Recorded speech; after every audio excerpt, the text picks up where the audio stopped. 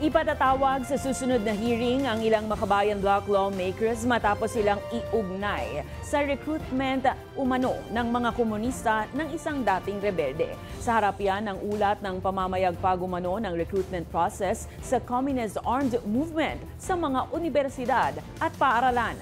Ang balitang A to Z ni Ian Maghanoy. Kabataan, yung mga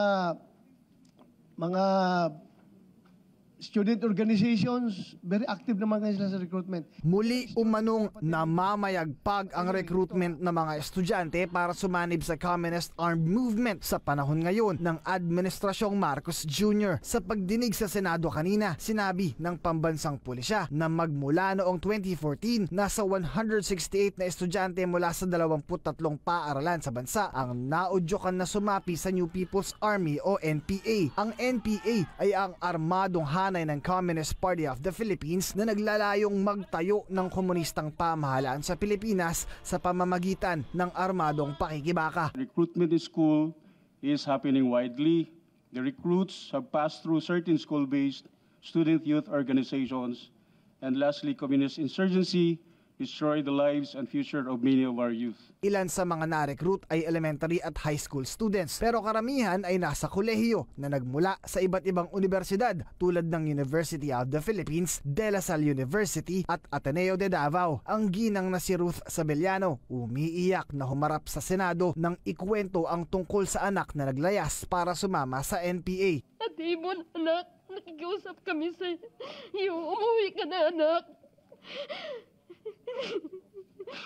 Alam mo, mahal na mahal ka naming lahat. Sa may hawak sa aming anak ngayon, nakikiusap kami sa inyo. Na maawa kayo, ibalik niyo ang aming anak na si Bizibon. Humarap din ng isang Kate Raka na nagpakilalang dating rebelde. Sa kwento niya, ni-recruit umano siya sa CPP-NPA ng dating student regent ng UP. Ngayon ay Kabataan Party List Representative Raul Manuel. In your own opinion, dapat bang mananagot si Raul Manuel ito sa ginagawa niyang recruitment sa mga kabataan? Siyempre naman, sir. Actually, pwede naman silang magpunta rito to defend themselves. Sabihin nila, kami lang nagsasalita dito. I suggest, sir, that we invite Raul Manuel, these people, Castro, Franz Castro, and who else?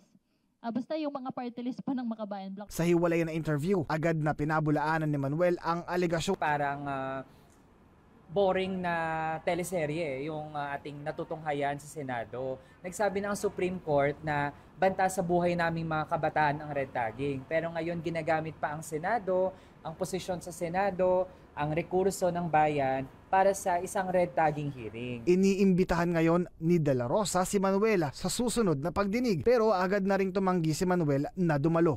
Dahil hindi natin gustong i-dignify pa yung red tagging, kaya hindi tayo dadalo doon. Para sa Balitang A to Z, Ian Maghanoy.